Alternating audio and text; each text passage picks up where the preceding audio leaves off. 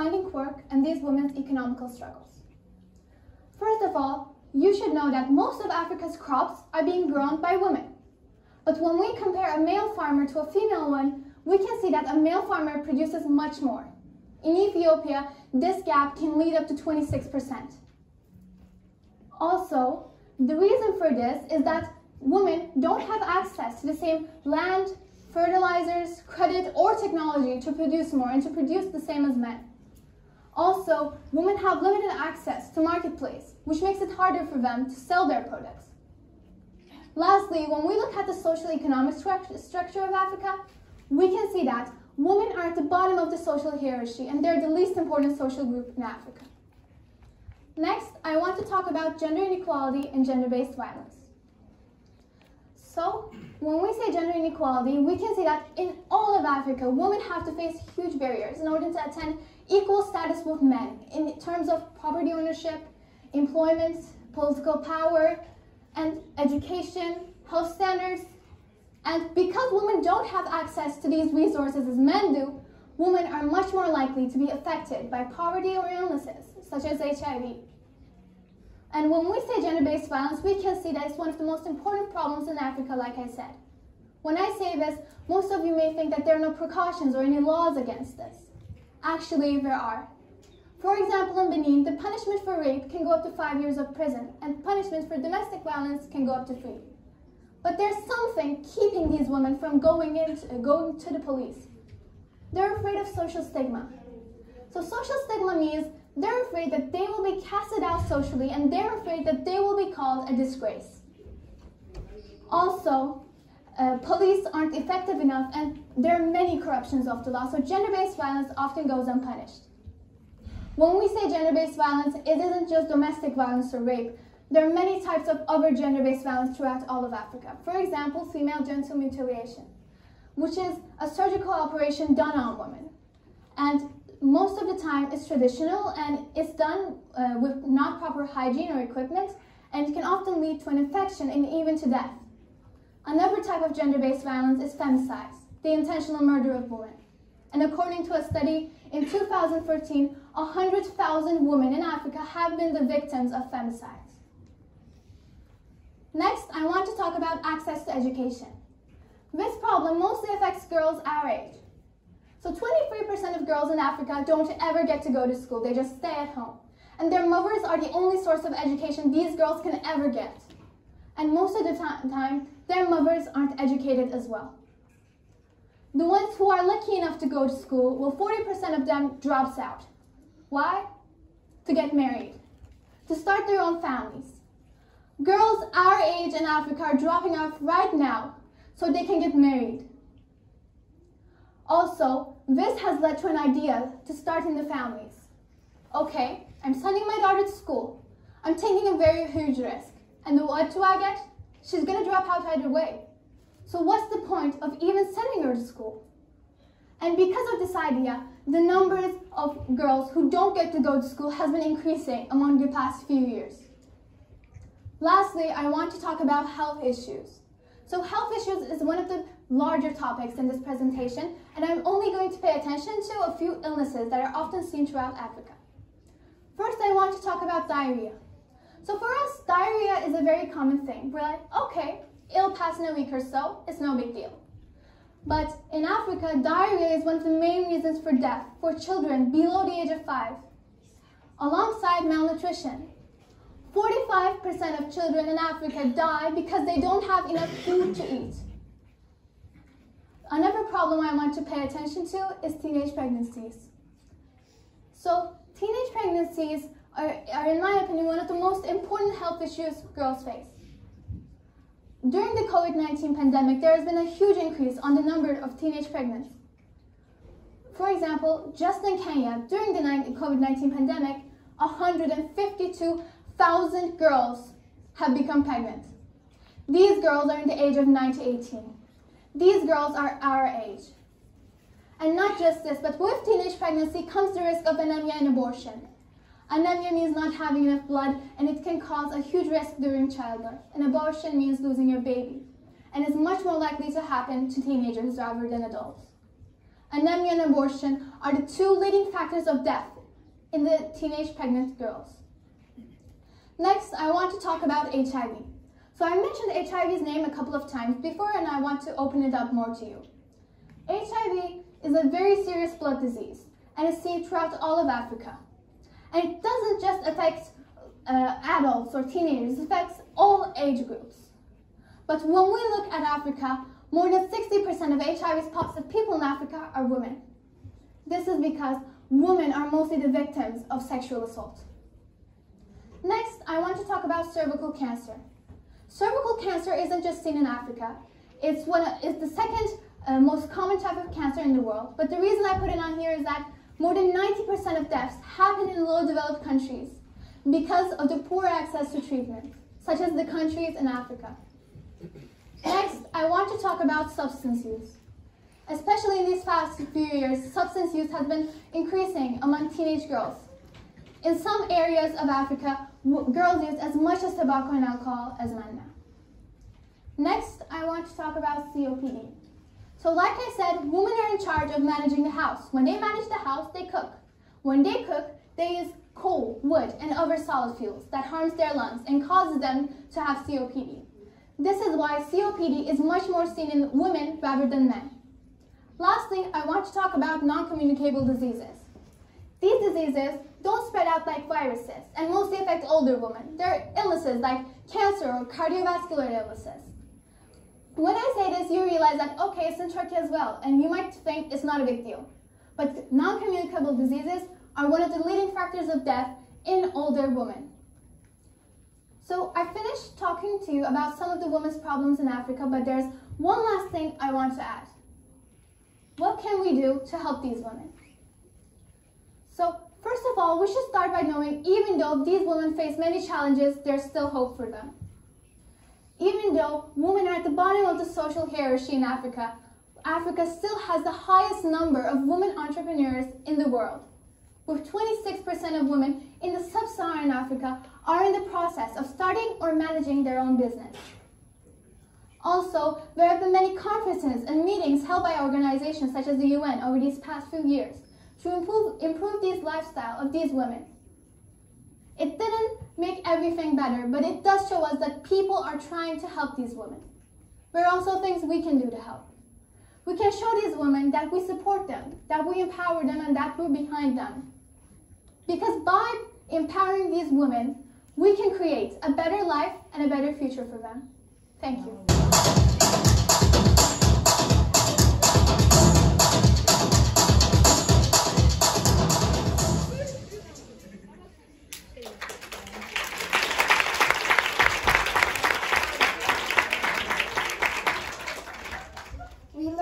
Past lives before the invention of writing thanks to branches like archaeology and anthropology.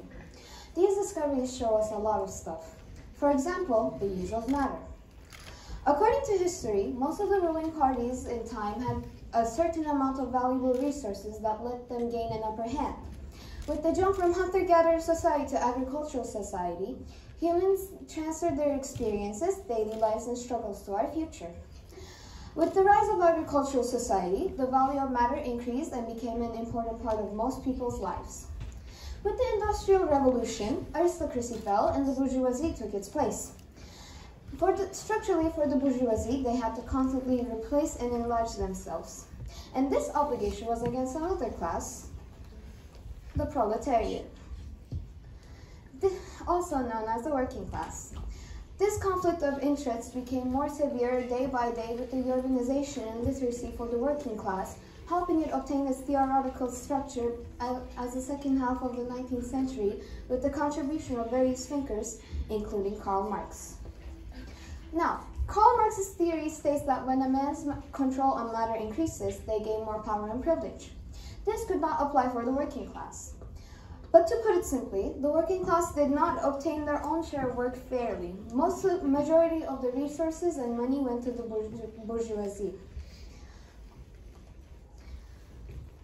As you can see behind me, this pyramid right over here is an example of class conflict, and class conflict plays a big part in this theory, which is I included it. According to Karl Marx, class Class struggle is when the bourgeoisie pay the proletariat to make things for them to sell. The workers have no say in their pay or what things they make, since they cannot live without a job or money.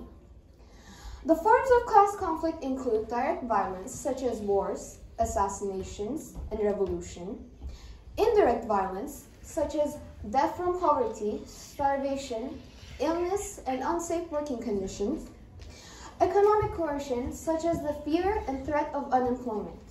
The social class conflict can be direct, as in a dispute between labor and management, such as an employer's industrial lockout of their employees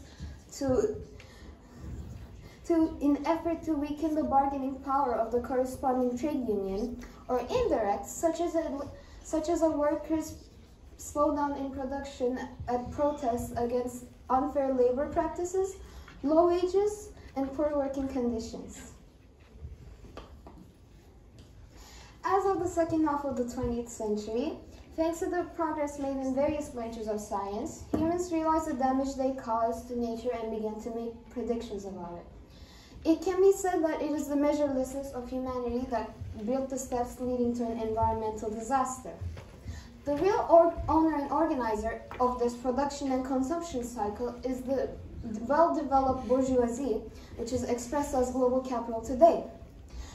The new form of class conflict has become an existential problem. Even by becoming conscious consumers, the proletariat can be the decisive factor in this transformation. Can we say that the task of saving the whole world falls to the proletariat by taking the initiative that it could once not cease in production, but this time in consumption? Okay.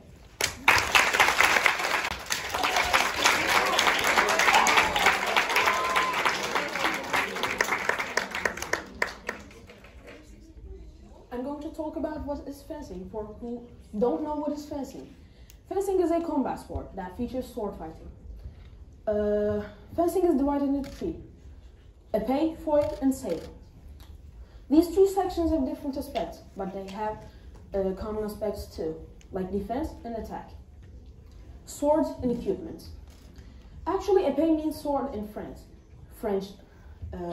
We use protection like plastrons and jackets and electrical jackets that we say lanes. And there's fencing shoes, but they're too expensive to buy, so we use like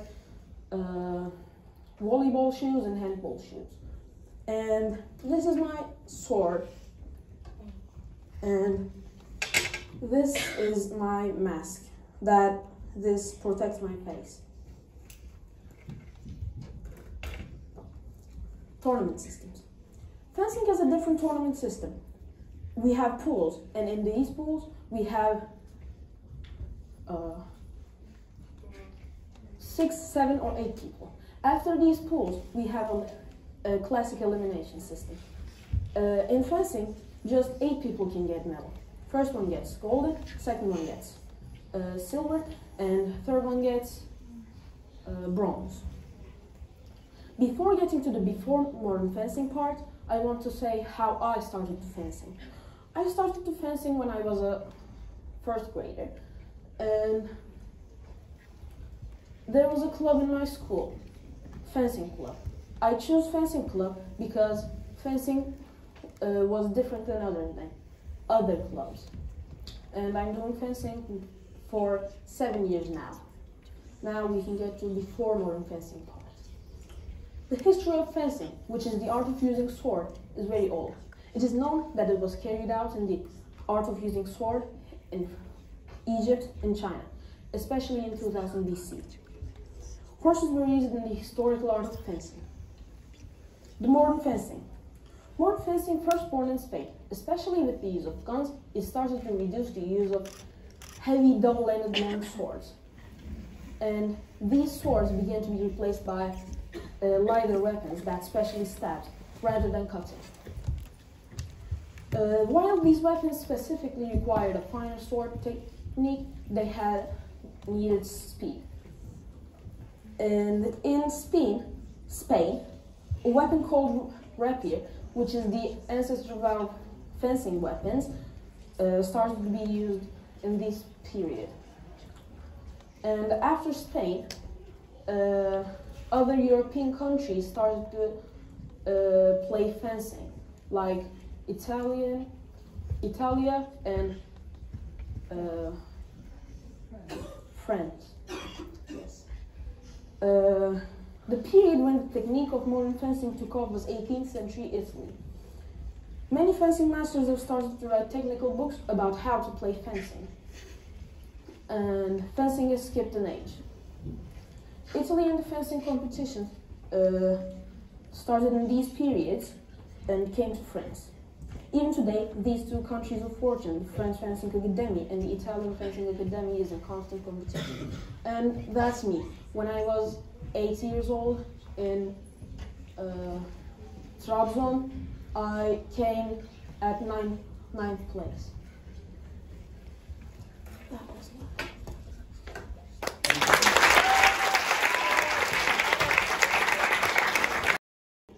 They're often related to luck, fate, and the supernatural. Superstitions can be found in many different cultures. And what are some superstitions that I'm going to talk about today? Broken mirror.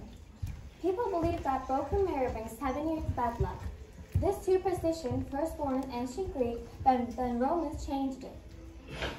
People believe that it brings 7 years bad luck because at that time it was believed that the human health changed every 7 years. Thus, the disfigurement of the image in the broken mirror became a sign of a 7-year period of sickness and misfortune rather than death. Black cats. Black cats are one of the most well-known superstitions.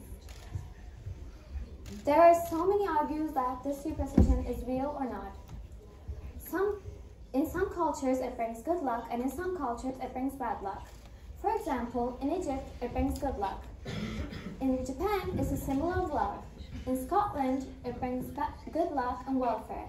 And mostly in Europe, it brings bad luck. And there's a story why European people think it brings bad luck. At the beginning of the 17th century, King Charles I of England had a black cat that he kept. When the cat died, he thought his luck was gone. Indeed, at the very next day, he was accused of treason and arrested, reinforced the credibility of this superstition. People living in the other parts of medieval Europe, on the other hand, believed the opposite. They thought that the black cats were relatives or friends with witches, and that the black cats encountered on the road was a messenger sent by the devil, and interpreted this as bad luck. Number 13. There's two stories that I'm going to tell why people think it's an unlucky number. The first story has place in Scandinavian culture, and the second story has place in Christian culture. 12 gods are invited to Valhalla for a feast, but the feast also has an intruder, Loki, the god of evil and cunning. Thus, the number of guests becomes 13. The other gods want to expel him, but in the ensuing brawl, the most beloved god, Balder, is killed. Scandinavians don't give dinner parties for 13 people, and they don't like the number 13. And now, why Christian people think it's an unlucky number? The legend which spread to Europe manifests itself in the Christian faith Last Supper. Judas, the 13th apostle at the meal, betrayed Jesus and blamed him. People shy away from number 13, but there is no statistical evidence that this number is unlucky. Horseshoe. The horseshoe is considered as a good luck symbol in many cultures. This superstition, first born in ancient Greek, but then Romans changed it, and then Christians changed it.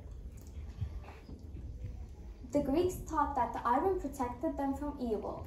In addition to being made of iron, the horseshoe is shaped like the half moon. The half moon protects the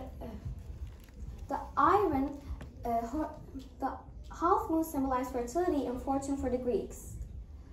When witchcraft was common in the Middle Ages, people living in the British Isles hung horseshoe on their doors, because according to the popular belief, witches were afraid of horses.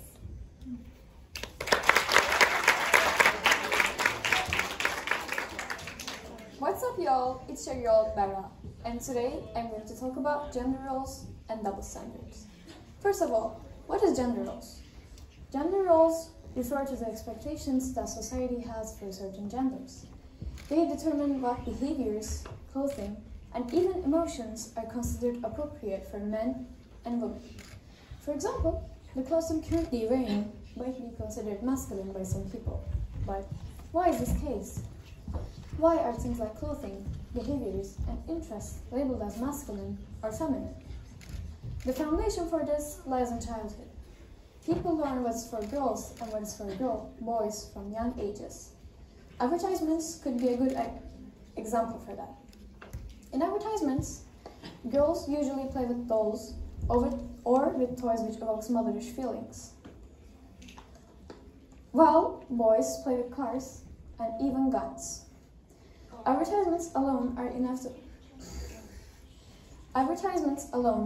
to put children into a certain mold.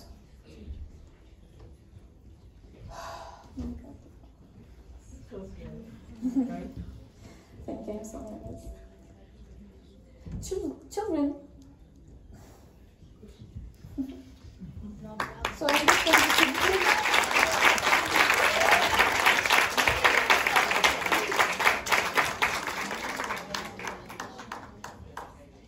I still cannot remember. Breathe. Take deep breath for 10 times. So what are the toys that boys play with? Oh my god, I forgot to change the slides.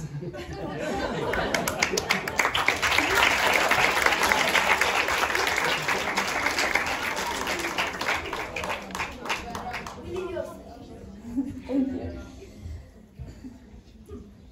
People learn what is for boys and what is for girls from young ages. And children who grow up with this mentality often limit themselves.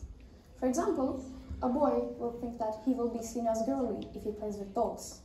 Or a girl will think that she will be seen as boyish if she plays with cars. There's also another problem that arises from gender roles: double standards. Double standards refer to selectively treating people or groups of people without any criteria. Actually, double standards can occur in many, many areas. But today, I will be talking about them because of gender roles. Gender roles dictate what women and men should do, and double standards are one of the consequences. For example, when a father takes care of his children, he will be seen as an involved father. But when a mother takes care of her children, she won't be seen as an involved mother because it is already expected of her. Or a woman can easily show her emotions and cry, but when a man cries, he will be seen as weak. So what harm do gender roles and double standards cause to individuals and for our society? First and foremost, these two concepts are highly restrictive for individuals. Children who are told what they can and cannot do from a young age may struggle with simple things in life, like discovering their own potential or making their own decisions freely. Let me tell you a story about this. When I was 4 or 5 years old, I went to a toy store with one of my relatives. I didn't like anything in the store. As we were leaving, I saw the Batman toy. Unlike my other toys, it was all black and gray and didn't smile, which impressed me a lot. So I showed the toy to my relative. She tried to change my mind and take me to the Barbie section, but I wasn't interested in Barbies at that time. I asked her why she didn't let me have the toy. She said, "Because it's a boy's toy. You cannot play with it." From that day on, I had categorized superhero toys in my head as boys' toys. Things like this one stick with children for a long time. It creates a box inside their minds and makes it difficult to get out. Children think that they will be judged and criticized if they behave as they wish. This prevents the society from raising qualified individuals. I want you to think. Which person is more beneficial for both society and oneself? A person who avoids innovation, who limits themselves, and thinks they can't do what they want just because of their gender. Or a person who is innovative, doesn't limit themselves, and thinks they can do everything they want, without crossing other people's boundaries, of course.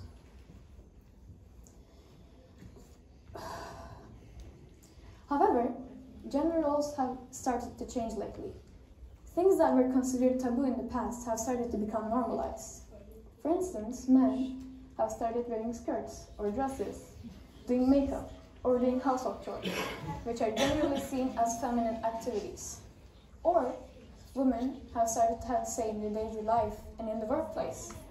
Labels such as submissive, emotional, or in need of protection that were attributed against women have decreased. Both boys and girls began to appear in advertisements, no matter what the toy is. Still, we cannot say that there are no longer any imposed behaviors on men and women. So, what should we do to prevent this? We can start by accepting that everyone can do or be what they want, regardless of gender. Thanks for listening to me.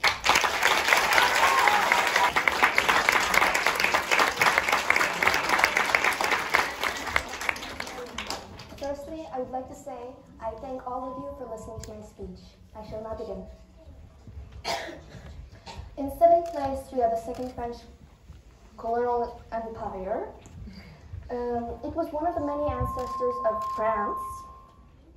In 1848, the French government decided to return to being a republic. And Louis, aka Napoleon III, was elected as France's first president. However, Louis had other plans. Since his reign was only temporary, he decided to stage a coup in 1851. Later on, he was crowned emperor under the name Napoleon III, on the same day as with his uncle, Napoleon I. Quite coincidental. In 6th place, we have the Spanish Empire. You can get that it's from Spain. Now, the Spanish Empire was the creator and the first to introduce to the world concentration camps, or I like to call them death camps. You see, the 7th graders who have studied and read Anne Frank are aware of what these camps' goals are. The butcher, who was a Spanish general, was the first to initiate this method of killing on the Cubans in the Cuban War of Independence. In 5th place, we have the Roman Empire. Now, for all its glory, it's very low on the list. That's surprising for me, at least. Now, the Romans were known for many things: the Latin alphabet, its glorious history. However, I will be talking about the battles in the Colosseums.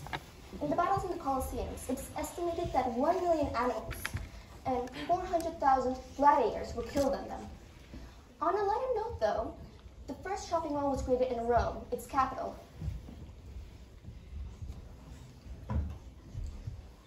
In 4th place, we have the Qing Dynasty. The Qing Dynasty's lands is mostly the modern People's Republic of China's, made up of People's Republic of China. Now, it was one of the ancestors of China, and it was very well known for its civil wars. After the 1800s, it's estimated that just because of civil wars, 30 million people died in them or because of them. That should give you a clue on its history.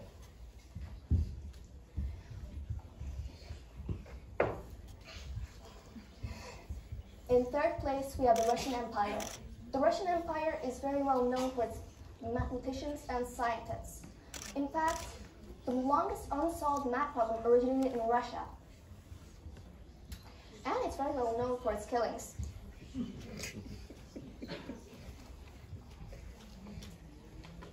In 2nd place, we have the Mongol Empire.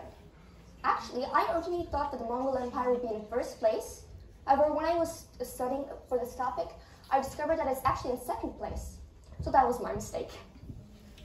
Now, the Mongol Empire had some of the most skilled and fierce warriors of the time, which contributed to, and was a big reason why, they conquered so much land in just a few years. Now, the Mongol Empire may have had skilled warriors, but their warriors were just as cruel. They carved a very bloody path in the way for victory.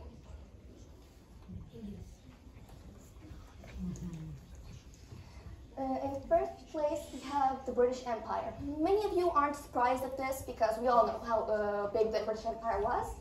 They conquered 26.35% of the world's lands. This is at their height, which is very glorious to say the least.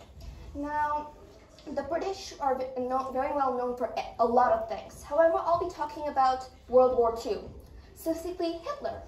You see, Hitler was greatly inspired by the British Empire and its people. In fact, Hitler greatly respected the Anglo-Saxons, to the point where in World War II, British declared war on Germany, and Hitler was upset by this. He wanted to create some kind of type of friendship with them. I kind of find it ironic, but maybe they wanted to have a friendly pack or something like that, I don't know. And with that, my speech comes to an end. That looks like them. They're really pretty, aren't they? But how many of you, or did any of you, thought of women that looks like them? Yeah. For example, her right here, she has some sort of skin problems we can see. Or her, she has something we call a Greek nose, which I think is not ugly at all. Now, it's time for the dictionary explanation of the beauty standards. Beauty standards are a set of values applied to the appearance of both men and women to be regarded as beautiful or handsome in order to rightly fit in the community. These standards can be concerned about people's skin, hair, or the other parts of the body. Now, let's meet up somewhere. We're sure these people had felt insecure about these, at least once in their lives. Why? Who tells them she's beautiful but she's not? I have an idea. It's the society telling people what they should or shouldn't be. It's the society telling people what to do or what to don't. But why do these people feel like they have to fit these rules exactly? Because otherwise, they will face another problem, discrimination. Now, I'm going to cut it very short. Discrimination is basically treating someone differently because of their differences. Now, my number one argument is that beauty standards are never permanent and they will always change depending on the trends. For example, in year 2000s, the trend was being so skinny, having a glowing skin, the eyeshadow and their lip glosses were shimmering. And popular clothing was either cropped, cut out, scooped, or very revealing. But look at today. Today's standards are having a really long hair, flawless skin, or a really small waist. Girls are required to be this perfect image when nobody is perfect in this life. Now, to summarize everything that has been said so far, I just want to say, don't change yourself to fit in these rules. Because they will always change, and you can never be beautiful in all centuries and for all people.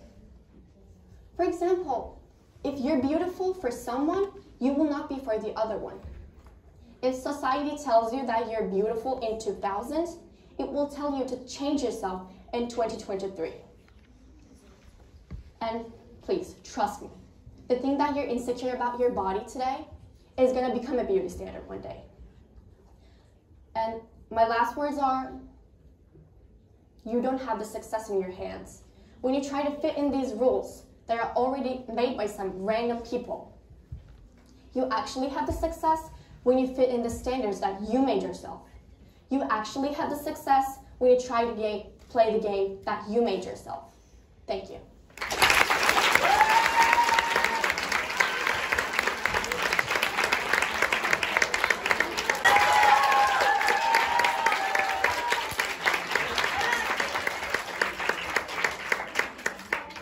Hello everyone. Today I will be talking about the theory that answers the question, how did we evolve from a single-celled organism to complex humans? First of all, I need to clarify that evolution doesn't mean that we came from monkeys. According to the theory, human, monkeys, and all the other creatures on Earth have the same ancestry, the first single-celled organism. After that being said, we can learn more about one of the most fascinating subjects in the history of our planet, evolution. So, what is evolution? The evolution theory proposed by Charles Darwin in the 19th century has profoundly impacted how we understand life on Earth. It explains how species change over time, how new species arise, and how life has adapted to the changing conditions on our planet. Evolution is the process by which species of organisms change over time, resulting in the development of new species. This process is driven by the force of natural selection, where certain traits become more prevalent in the population. leading to species better adapted to their environment. For example, in the Galapagos Islands, finches were first studied by Charles Darwin in the 19th century. Darwin observed that different species of finches on the different islands had different beak shapes adapted to their particular types of food available on each island. Finches with longer, narrower beaks were better at eating insects, while finches with shorter, thicker beaks were better at cracking seeds.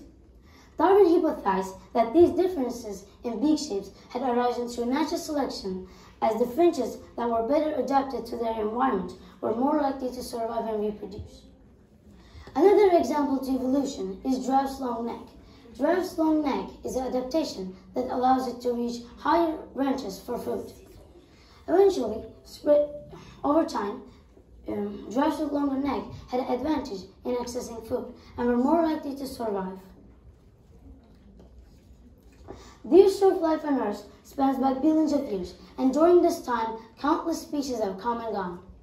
The earliest life forms were simple, single-celled organisms that emerged around 3.5 billion years ago. Over time, these organisms evolved into more complex life forms, eventually the emergence of the multicellular life. One of the most significant events in the history of evolution was the Cambrian period, which occurred around 540 million years ago.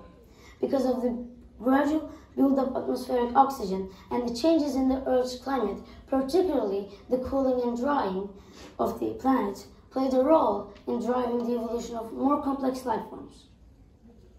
Since then, the evolution of life has been marked by a series of major events, including the evolution of land, plants, and animals, the rise and the fall of the dinosaurs, the emergence of primates and mammals. First humans, our closest relatives, are believed to have evolved around 2.5 million years ago in Africa, eventually spreading to every corner of the globe. Today, the theory of evolution is widely accepted amongst scientists as the best explanation for the diversity of life on Earth. It has resulted in our understanding of biology, genetics, ecology, and has led to countless discoveries and breakthroughs in medicine and other fields. In conclusion, the history of evolution is one of the most remarkable and captivating tales in the history of our planet. It's a testament to life's incredible adaptability and the resilience that we're all connected by a shared ancestry that stretches back billions of years. Now, we know where we came from. Here's the next question. Where are we going?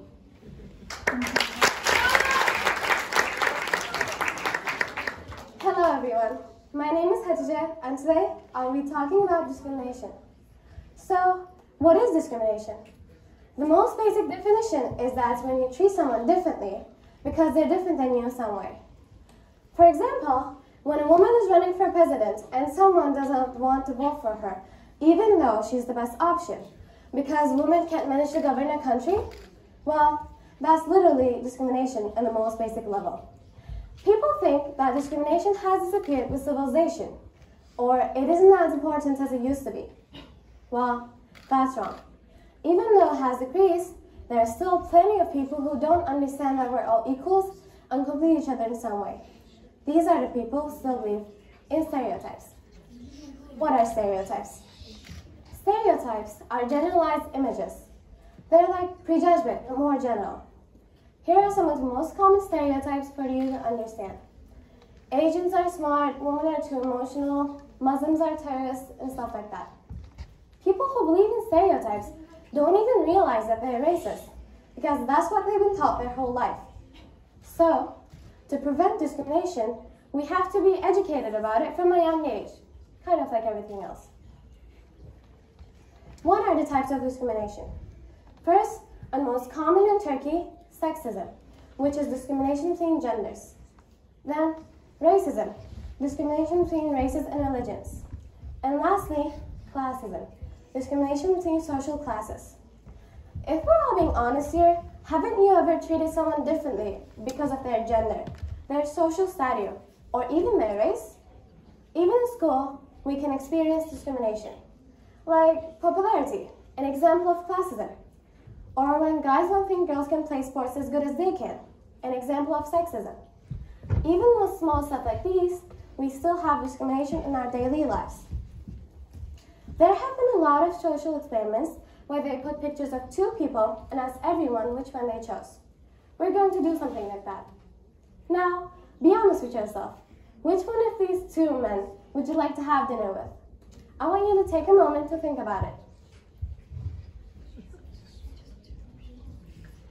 Now, probably all of you chose the rich, decent-looking guy. Now ask yourself, why? Why did you choose him? Is there a particular reason? Do you know anything about their personalities? No. If you chose the guy on the right, you probably just chose him because he's rich. Well, here's the truth. Rich doesn't mean better. You are not better because you're white. You are not better because you believe in the most practiced religion. And you are not better because you're a man or a woman. At the end, we are all people, we all matter, and we're all going to end up in the same place. Thank you very much for listening.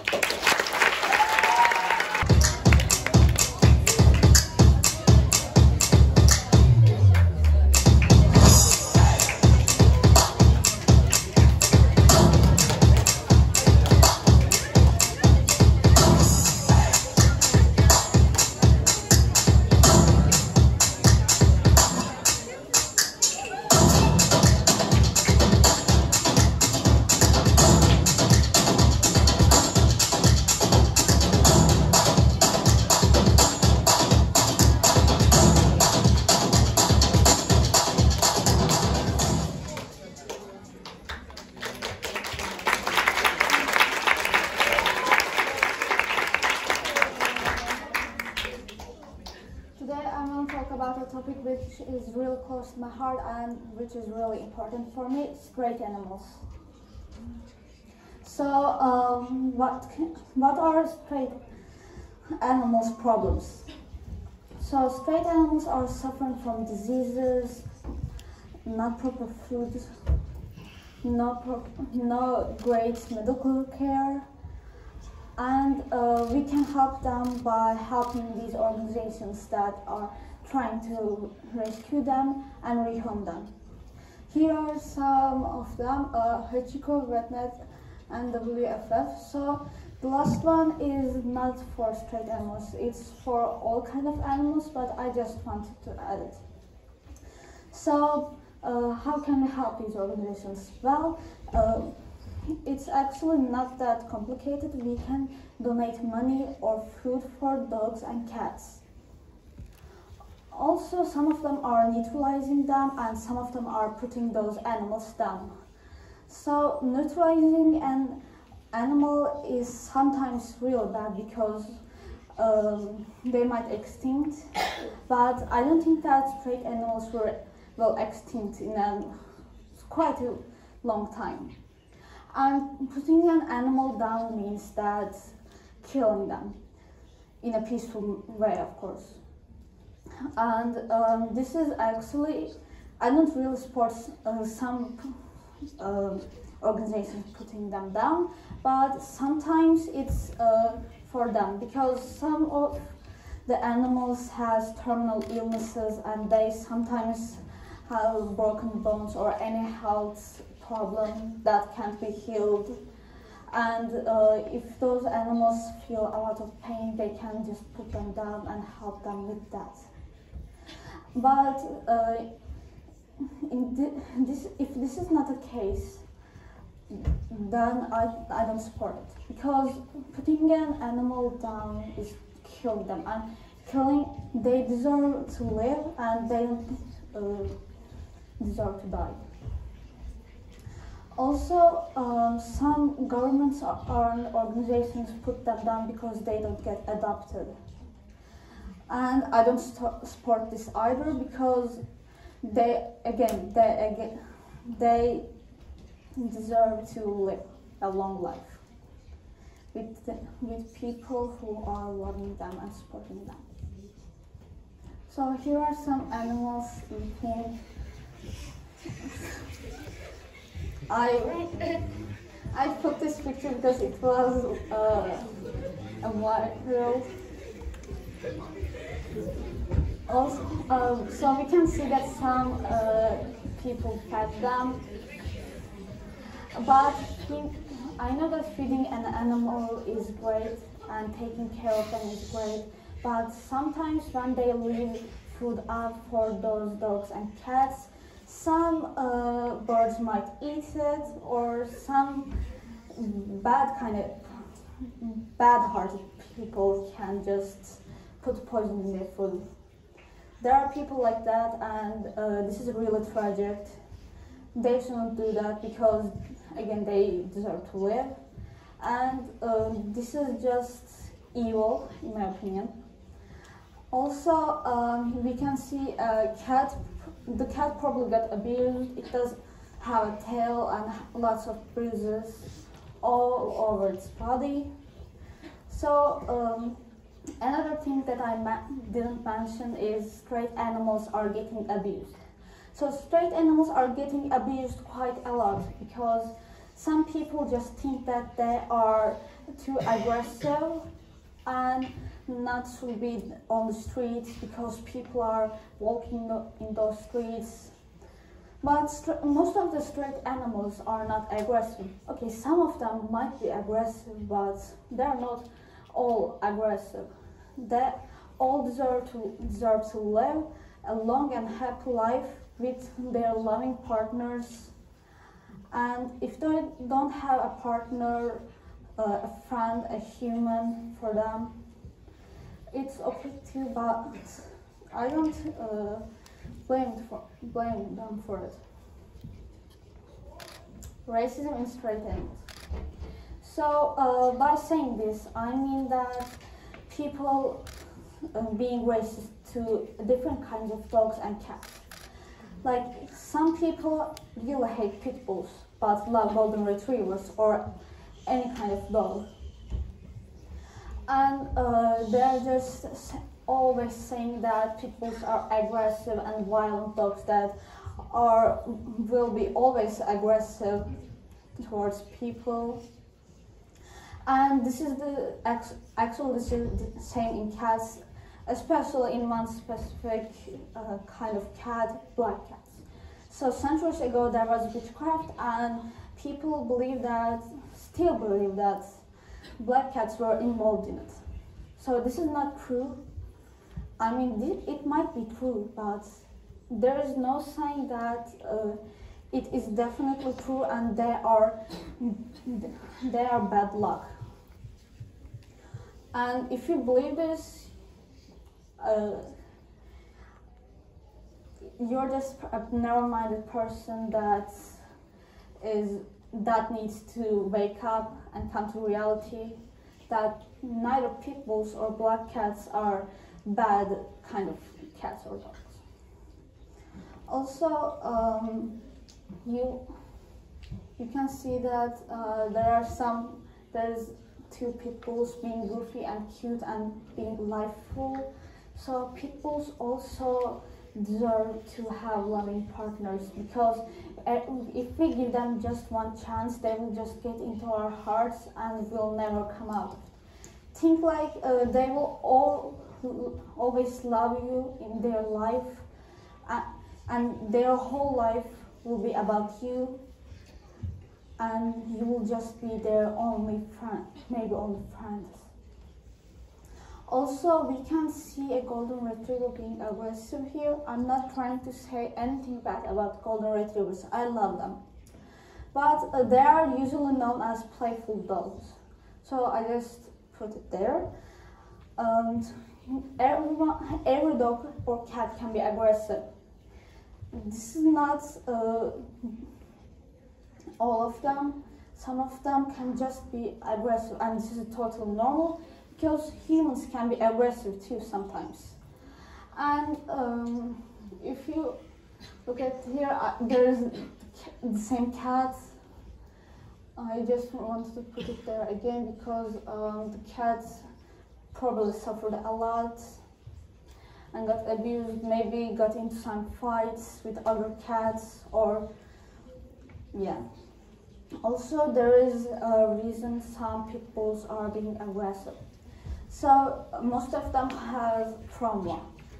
And by saying trauma, I mean that their owners abusing them in a really brutal way. and some of their owners are forcing them to fight to other people's, and this is really a brutal way to raise a pit bull or any dog or any animal on earth. I mean, they bet on them and get money from it or lose money. Then if they lose money, they will go crazy and say, why didn't you win, and abuse them a lot more. So what I mean is dogs and cats also deserve a life and they also matter. If you have a dog or cat in your home, you can understand my point better, because you know that they can't live without you. They're not wild animals, they're not all aggressive. They all need a chance to get into our homes, to our hearts. Thank you for listening. It's been an honor to be among such accomplished individuals and to be able to present this program. Thank you all for being here today and taking the time to patiently listen to our TED Talk speakers. Now, it is time to give their certificates. Please welcome Mr. Bünyamin Çelik'ten on stage.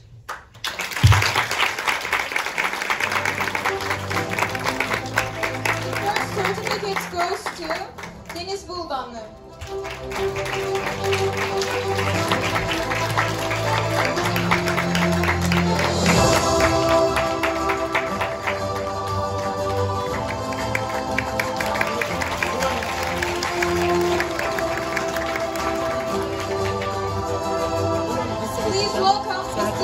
On stage to give her certificates. Berra Elimoğlu, Necan Dinçer.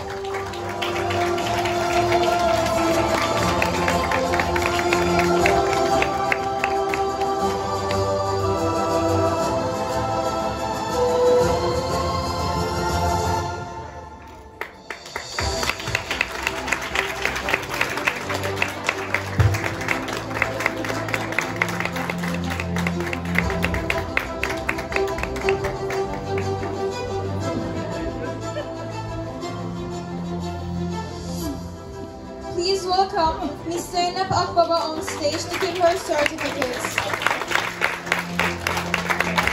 Umay Yıldız, Aras Nuhoğlu.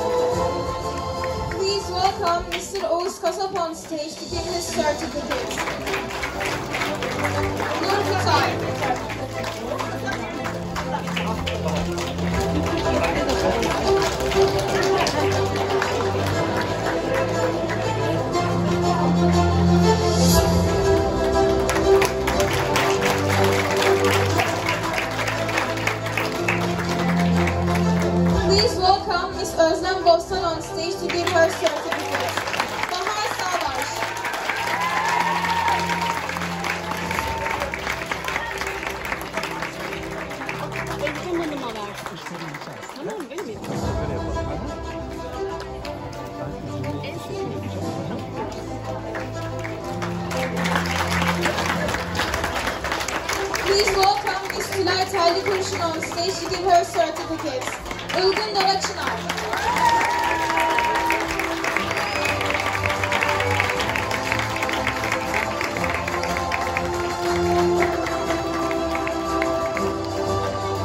Please welcome Mr. Tom. Please welcome Mr. Tom.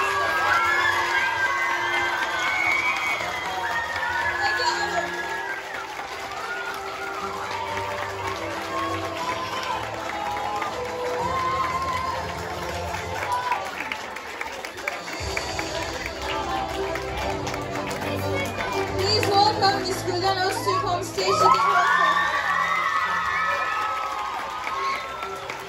Eda Şahan.